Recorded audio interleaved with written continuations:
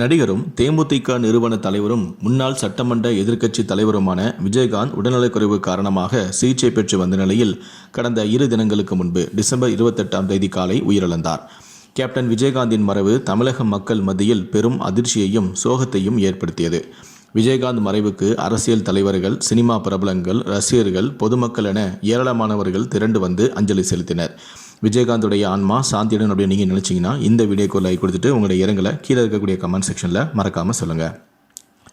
கோயம்பேடு தேமுதிக அலுவலகத்திலும் பின்னர் சென்னை தீவுத்திடலிலும் வைக்கப்பட்டிருந்த விஜயகாந்தின் உடலுக்கு தமிழ்நாடு முழுவதும் இருந்து வந்து ஏராளமானவர்கள் அஞ்சலி செலுத்தினர். பின்பு 72 குண்டுகள் முழக்க முழு அரசு மரியாதையுடன் சென்னை கோயம்பேடு தேமுதிக அலுவலகத்தில் அவரது உடலானது நல்லடக்கமும் செய்யப்பட்டது.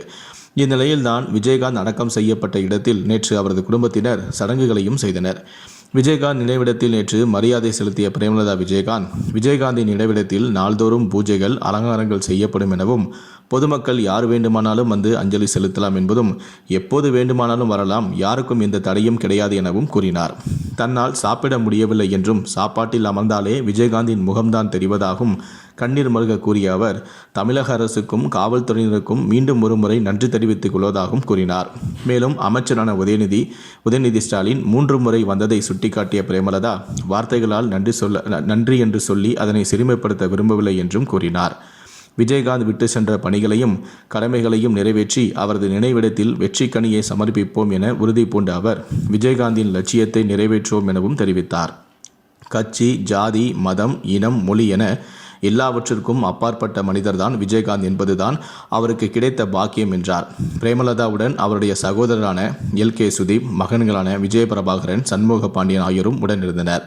மேலும் விஜயகாந்துக்கு பொது இடத்தில் சிலை மற்றும் மணிமண்டபம் அமைக்க வேண்டும் என தமிழக அரசிடம் கோரிக்கை வைத்துள்ளோம் எனவும் கூறினார். தமிழக அரசு நிச்சயம் அதை செய்து தரும் என நம்புவதாகவும் தெரிவித்தார்.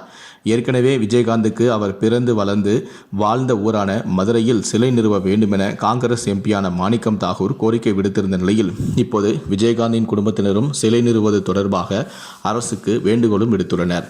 விஜயகாந்த் மறைவுக்கு பிறகு பிரேமலதா முன்வைத்துள்ள முதல் கோரிக்கை இது என்பதால் இது தற்போது முக்கியத்துவம் வாய்ந்த ஒன்றாகவே பார்க்கப்படுகிறது.